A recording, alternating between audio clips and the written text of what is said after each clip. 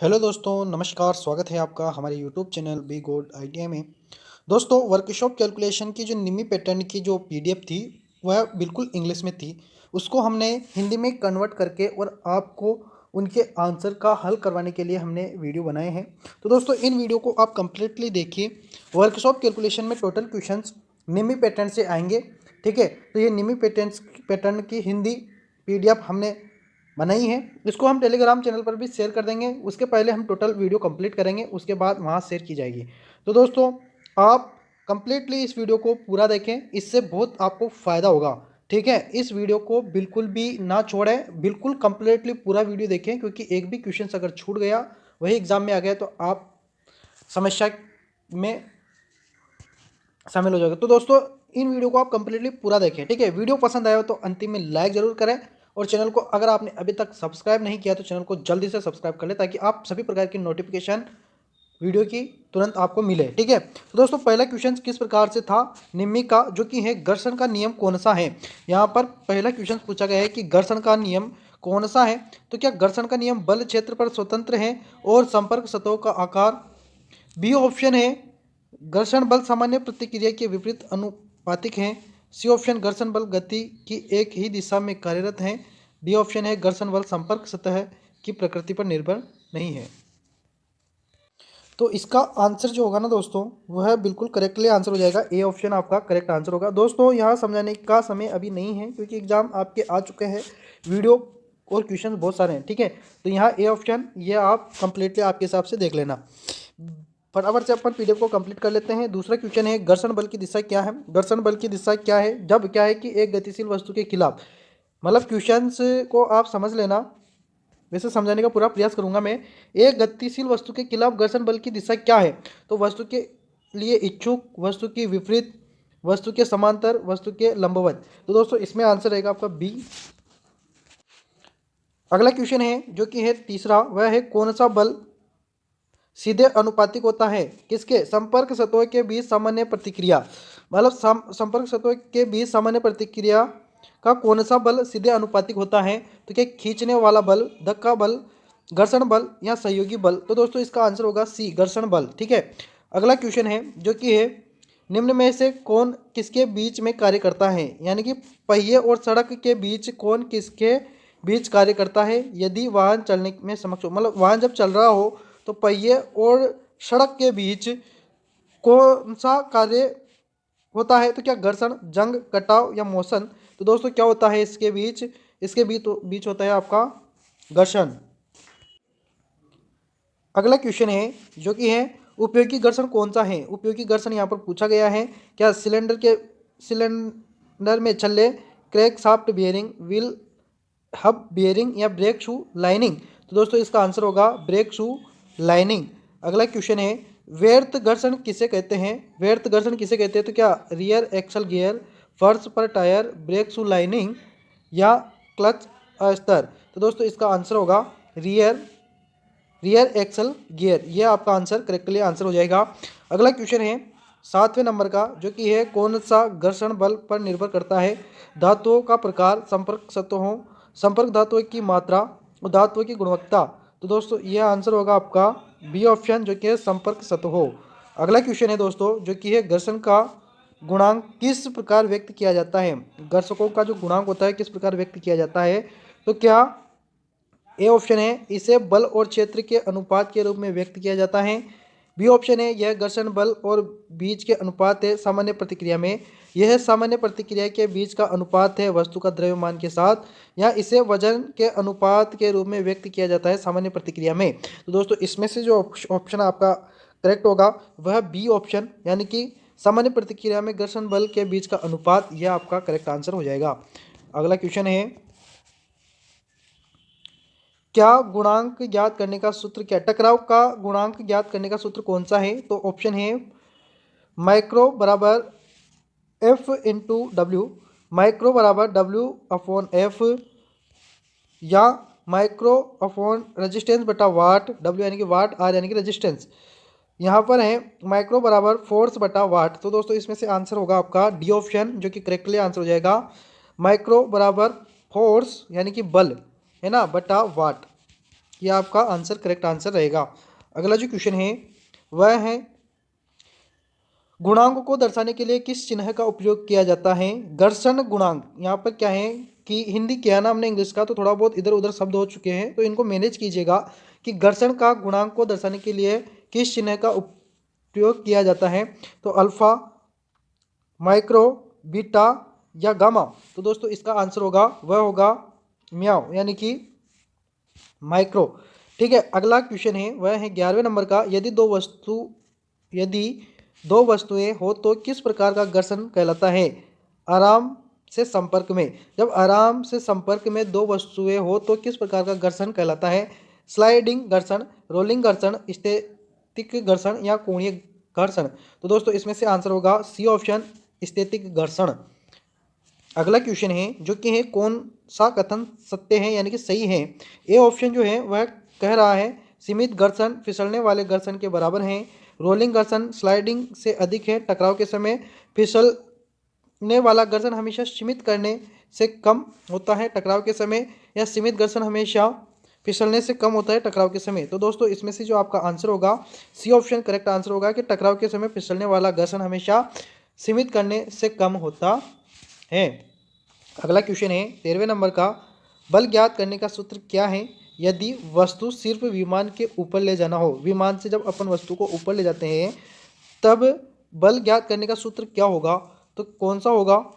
तो दोस्तों इसमें से जो आप डायरेक्टली देख लीजिए सी ऑप्शन जो है ना ये आपका करेक्टली आंसर होगा, जो होगा W sine theta plus theta upon sine theta. ये आपका करेक्टली आंसर होगा, इसको रट लेना। क्वेश्चन है आपका 14वें नंबर का जो कि है किस कोण को कोण का टकराव कोण कहा जाता है कहलाता है? टकराव कोण कहलाता है। तो दोस्तों यहाँ पर टकराव कोण देखिए, इस हिसाब से फ्रैक्शन में यहाँ पर ऑप्शन दिए गए हैं आपके, इसमें से आंसर कौन सा होगा? तो दोस्तों इसका जो आंसर होगा वो आर ओ एस होगा, angle R O S, B option R O S. ये आप ध्यान रखना, इस प्रकार के क्वेश्चंस को भी आप माइंड में छाप लो। ठीक है, अगला क्वेश्चन है घर्षण का गुणांक क्या होगा यदि घर्षण कोण आई एस यानी कि थीटा हो? ठीक है, घर्षण कोण क्या हो? थीटा हो, ये थीटा है, ये ध्यान रखना। तो दोस्तों यहाँ पर आपका आंसर क्या होगा? आंसर होगा आपका C option tan theta, tan theta correct answer हो जाएगा। अगला क्वेश्चन है दिए गए में आर अक्षर को क्या दर्शाते हैं आकृति में? इस आकृति में आर अक्षर यानी कि इस एंगल को क्या दर्शाते हैं? तो दोस्तों ऑप्शन देख लेते हैं, फोर्स, रेजिस्टेंस, लोड या नॉर्मल रेजिस्टेंस। तो दोस्तों इसमें से जो आपका आंसर होगा वह होगा डी ऑप्शन, जो कि है नॉर्मल रिएक्शन। क्या होगा? नॉर्मल रिएक्शन आपका करेक्टली आंसर होगा। अगला क्वेश्चन है स्नेहक का उद्देश्य क्या है? स्नेहक यानी कि निलाना। ठीक है, स्नेहक का ये मतलब तेल पिलाना किसी भी मशीन को। तो क्या दबाव बढ़ाने के लिए, घर्षण बढ़ाने के लिए, घर्षण को कम करने के लिए या दबाव कम करने के लिए? कोई भी चीज़ जाम हो जाती है अगर अपन उसमें ऑयलिंग करते हैं उसको स्नेहक कहते हैं, तो क्या वो क्या हो जाता है? दबाव कम हो जाता है ना। तो यहाँ पर आपका आंसर क्या होगा? घर्षण को कम करने के लिए, क्योंकि उसमें घर्षण कम हो जाता है तो आसानी से कोई पिलायर है जाम हो गया उसको ऑयल करेंगे तो क्या हो जाता है? अब आसानी से वो चलता है। ठीक है, तो घर्षण क्या हो जाता है? उसका कम हो जाता है। अगला क्वेश्चन है जो कि ये बत्ती के चारे में, बत्ती के यानी कि भट्टी, भट्टी जो होती है ना जिसमें किसी भी चीज़ को पिघलाया जाता है, वो भट्टी के चारे में किस प्रकार के स्नेहन का प्रयोग किया जाता है? स्नेहन प्रणाली यानी कि उसमें कौन सा ऑयल डाला जाता है? तो लब तेल, ग्रीस, शीतलक या तेल काटना। तो दोस्तों इसमें से आपका आंसर होगा ए ऑप्शन लब तेल। ठीक है, लब तेल उसमें डाला जाता है। अगला जो क्वेश्चन है वह है कौन सा स्नेहन तंत्र प्रदान किया जाता है लब ऑयल को लगातार चारों ओर छिड़कने के लिए रिंग ऑयलर भागों में? तो दोस्तों ऑप्शन है आपके ग्रेविटी फीड सिस्टम, दबाव फीड सिस्टम प्रणाली या स्पेलेस फीड सिस्टम या फोर्स फीड सिस्टम। तो दोस्तों यहाँ पर आपका आंसर होगा सी ऑप्शन स्पेलेस फीड सिस्टम। अगला जो क्वेश्चन है वह है स्नेहन के तीन प्रकार कौन से हैं सामान्य उपयोग में? सामान्य उपयोग में स्नेहन के तीन प्रकार कौन से हैं? तो क्या? तो दोस्तों डायरेक्टली आप आंसर देख लीजिए इसका, क्योंकि ऑप्शन बोलूँगा तो समय लगेगा। ठीक है, तो इसका डायरेक्टली ऑप्शन है C option gravity feed system, force feed system और स्पेलेस फीड सिस्टम। ये आपका आंसर करेक्टली आंसर होगा। दोस्तों वीडियो को 2-3 बार देखिए क्योंकि आपको बहुत इनको समझने की ज़रूरत है, क्योंकि ऑप्शन जो कैलकुलेशन के जो एग्ज़ाम होगा उसमें टोटल क्वेश्चंस इसी में से आएगा।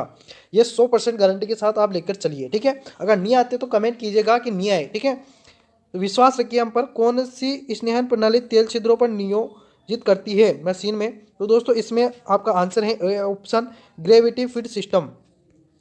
अगला क्वेश्चन है, स्नेहन का नाम क्या है प्रणाली? इस स्नेहन प्रणाली का नाम क्या है यहाँ पर पूछा गया है। दोस्तों ऑप्शन नीचे हिंदी में लिखे हुए हैं, तेल कप, बाती feed, manual, screw drown, ring oil. तो दोस्तों इसका आंसर है बाती फीड, है ना। अगला क्वेश्चन है, जिस प्रयोग जिस प्रयोग में मशीन के पुर्जे घर्षण को कम करने के लिए किया जाता है, मतलब मशीन के पुर्जे होते हैं ना, कोई भी मशीन होती है वो जाम हो जाती है, तो अपन क्या करते हैं उसमें तेल डालते हैं, तो इसलिए डी ऑप्शन यहाँ पर करेक्ट आंसर हो जाएगा। पढ़ते ही समझ में आ रहा है ना।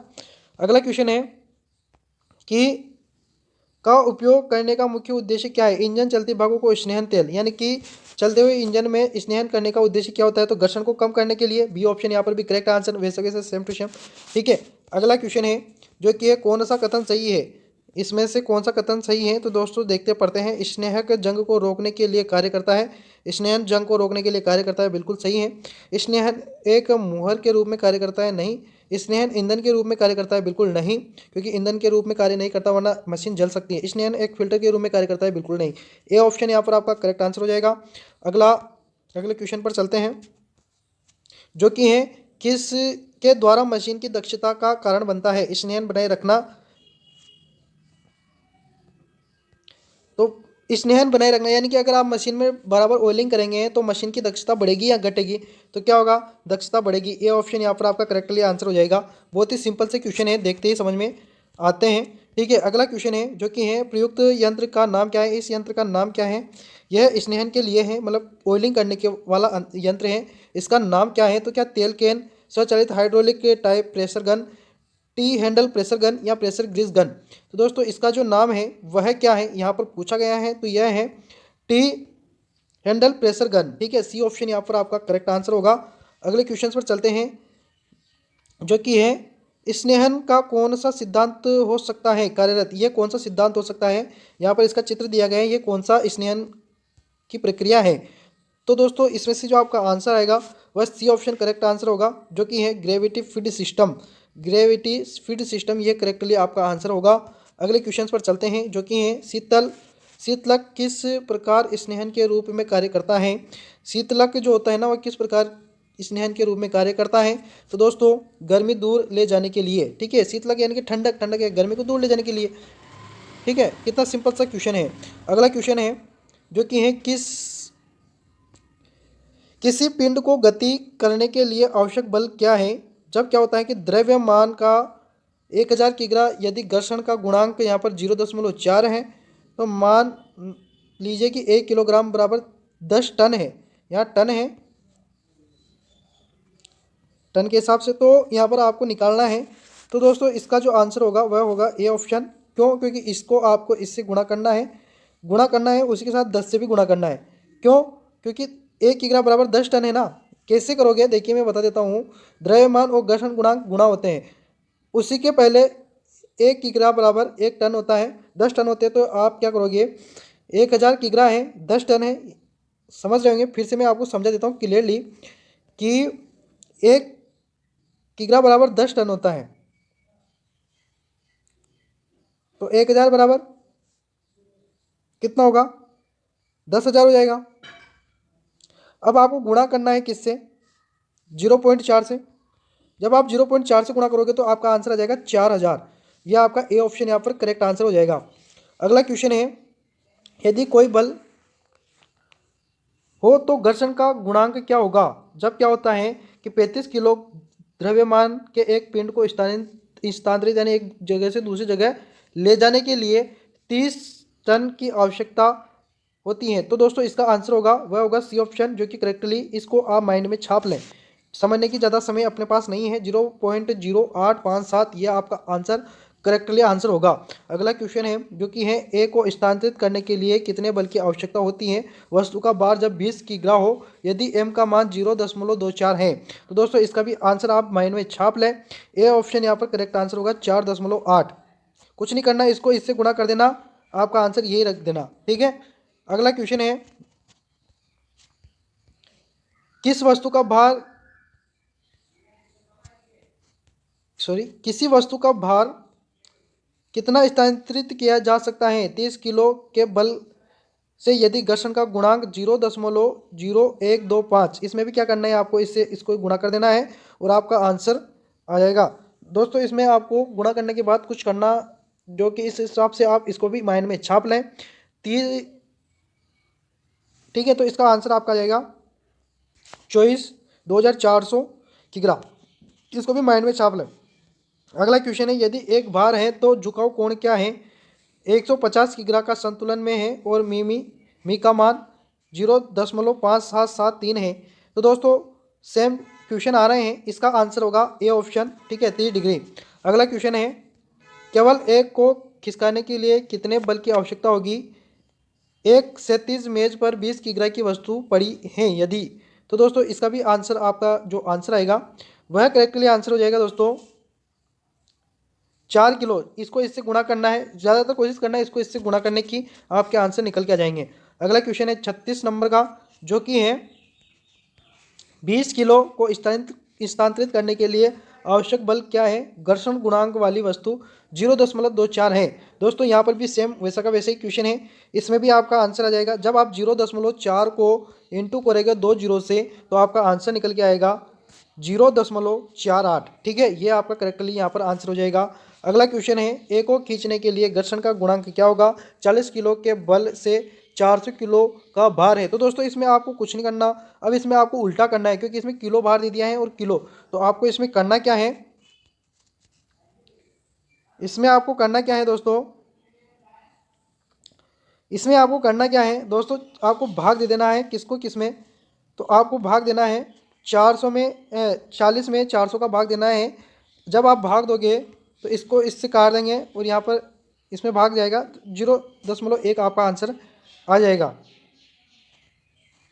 ठीक है, अगला क्वेश्चन है, घर्षण का गुणांक कितना होगा। यहाँ पर वापिस से वैसा का वैसे सवाल आ गया है, इसका आंसर आप खुद कर सकते हैं, फिर भी मैं आंसर बता देता हूँ। 38 का, इसका भी 40 किलोग्राम दिया है, यहाँ 80 किग्रा द्रव्यमान पिंडों के गतिमान के लिए एक क्षैतिज सतह है। तो 80 में आप 40 में आपको भाग देना है 80, इसका इससे कट जाएगा। इसका है 8 पंजे 40, 5 0.5 यहाँ पर आपका answer B option correct answer हो जाएगा। समझ पा रहे होंगे। ठीक है, कुछ नहीं करना आपको दोस्तों यहाँ पर समझने के लिए कि जब किग्रा किग्रा दे दे दोनों तरफ, तो आगे वाले में पीछे वाले का भाग दे देना है, यानी कि 40 में आपको 80 का भाग दे देना है। ठीक है, भाग दोगे आपका आंसर निकल के आ जाएगा। सिंपल सा क्वेश्चन है। अगला देखिए, इसमें भी क्या सिस्टम है, इसमें अलग दिया है। इसमें दिया है एक शरीर का भार कितना होगा जिसका 50 किग्रा है, 37 बल द्वारा स्थानांतरित किया जाता है 0.25 के घर्षण प्रतिरोध के खिलाफ। तो इसमें गुणा वाला सिस्टम आ जाता है। तो 50 को इंटू करोगे आप 0.25 से, है ना। जब गुणा करोगे तो क्या निकल के आएगा आपका। उसी के साथ फिर आपको आगे भी प्रक्रिया करनी पड़ती है, लंबा पड़ता है सवाल थोड़ा बहुत ये। तो आपको बी ऑप्शन यहाँ पर करेक्ट मान लेना है 200, इसको आप समझ लेना। ठीक है, माइंड में छाप लेना है। अगला क्वेश्चन है, जो कि है 40 का अनुमानित कोण कितना होगा किसी वस्तु का झुकाव यदि घर्षण गुणांक NM 0.84 है। दोस्तों इसका आंसर होगा, जो कि डिग्री में है, तो इसका जो करेक्टली आंसर होगा सी ऑप्शन आपका करेक्ट आंसर होगा 40 डिग्री। अगला क्वेश्चन है, जो कि है कि किस पिंड को गति करने में किया गया कार्य क्या है। द्रव्यमान 60 किग्रा से 5 मीटर की दूरी तक यदि सहकुशल अगर शरीर और विमा के बीच घर्षण है 0.2। तो दोस्तों यहाँ पर आपका आंसर होगा डी ऑप्शन करेक्टली आंसर होगा 60 मीटर किग्रा। अगला जो क्वेश्चन है, वह चलने में कितना काम होगा। एक क्षैतिज तल पर स्थिर 10 किग्रा की वस्तु 10 मीटर की दूरी मान लें मीटर 0.15। तो दोस्तों इस हिसाब से आप आंसर निकाल सकते हैं, जो कि आंसर आएगा आपका 15। ठीक है दोस्तों, इसको इससे गुणा करना है, 100 में देना है आपको 0.5, सॉरी 15 में भाग देना है आपको 10 का 0. इसको इससे गुणा करना है, समझिए। इसको इससे गुणा करोगे तो 100 आएगा, 100 में और भाग दोगे इसमें 0.15 में, तो ये 0 से 10 हट जाएगा, बचेगा 15 मीटर किग्रा। ये आपका करेक्टली आंसर हो जाएगा। अगला क्वेश्चन है, एक को रोकने के लिए कितने बल की आवश्यकता है। सड़क पर दौड़ते हुए 1000 किलो वजन का वाहन टायरों और के बीच घर्षण का गुणांक यहाँ पर सड़क 0.4 है। तो दोस्तों इसका आंसर आपका जो होगा वह 4 100 किग्रा होगा। अगला क्वेश्चन है जो कि है जो गुरुत्वाकर्षण के केंद्र को प्रभावित करता है वस्तु का क्या कहलाता है? भार, मास, घनत्व या आकार। मास मास को त्वरण होता है दोस्तों। तो दोस्तों यहाँ पर त्वरण, भार, त्वरण, घनत्व या आकार। तो दोस्तों इसका आंसर होगा जो होगा बी ऑप्शन। बी ऑप्शन आपका करेक्टली आंसर होगा, मास। ठीक है। अगला क्वेश्चन है उस बिंदु का नाम क्या है जिस पर सभी शरीर का भाग एकाग्र होता है? तो क्या प्रारंभिक बिंदु, गुरुत्वाकर्षण का केंद्र, सेंट्रोइड, केंद्रीय बिंदु। दोस्तों इसको तो आप करेक्टली याद कर ले, रट ले, ये तो आने वाला है। ठीक है, बी ऑप्शन गुरुत्वाकर्षण का केंद्र जिस पर शरीर क्या होता है, टिका हुआ होता है अपना। ठीक है। अगला क्वेश्चन है वृत्त का गुरुत्व केंद्र कहाँ स्थित होता है? वृत्त का गुरुत्व केंद्र कहाँ स्थित होता है? तो इसका जो आंसर है वह है इसके केंद्र में। ठीक है, ये आपका करेक्ट आंसर होगा। अगला क्वेश्चन है दाहिने और गुरुत्वाकर्षण का केंद्र क्या है? इसके आधार से गोलाकार शंकु। तो दोस्तों इसका आंसर है वह है एच एच प्रति 4। यह आपका आंसर करेक्ट है, सी ऑप्शन। अगला क्वेश्चन है ए का गुरुत्व केंद्र क्या है? आयताकार शरीर, आयताकार का गुरुत्व केंद्र क्या है? तो यहाँ पर आपका आंसर है वह है इसके विकर्णों के प्रतिच्छेदन बिंदु पर। इसके विकर्णों के प्रतिच्छेदन बिंदु पर यह आपका करेक्टली आंसर है। कि अगला क्वेश्चन है जो कि है किसी ठोस का गुरुत्व केंद्र क्या होता है इसके आधार से गोलार्ध तक। तो दोस्तों इसका जो आंसर है वह होगा आपका बी ऑप्शन, जो करेक्ट आंसर होगा। आज का अंतिम, इस वीडियो का अंतिम क्वेश्चन है किसी गोले का गुरुत्व केंद्र क्या होता है? तो दोस्तों गोले का गुरुत्व केंद्र क्या होता है? केंद्र में, परिधि पर, व्यास पर, त्रिज्या पर। तो दोस्तों इसका आंसर होगा ए ऑप्शन, केंद्र पर। यह आपका करेक्ट आंसर होगा। दोस्तों मैं आपको बता देता हूं कि टोटल क्वेश्चन वर्कशॉप कैलकुलेशन के 250 क्वेश्चन है। ठीक है, और समय अपने पास बहुत कम है, इसलिए मैं हल नहीं कर पा रहा हूं एक एक सवाल का, क्योंकि एक एक सवाल को अगर हल करवाऊंगा तो बहुत समय लग जाता है। इसलिए टोटल में पहले 250 क्वेश्चन इस प्रकार से आंसर के साथ कंप्लीट करवाऊंगा। उसी के साथ उनको समझाने का जितना हो सकता है उतना प्रयास करने का कोशिश करूंगा। 5 वीडियो अपलोड होंगे। पहला वीडियो यह है, 2, 3, 4 और 5, ये 4 वीडियो और अपलोड होने हैं। उनको आप टोटली देखते रहिए। चैनल को सब्सक्राइब नहीं किया तो चैनल को सब्सक्राइब करें ताकि आपको नोटिफिकेशन तुरंत मिलता रहे। टेलीग्राम चैनल को ज्वाइन कर लें, वहाँ पर ये PDF बहुत जल्दी अपलोड होने वाली है, हिंदी की पूरी। ठीक है, धन्यवाद।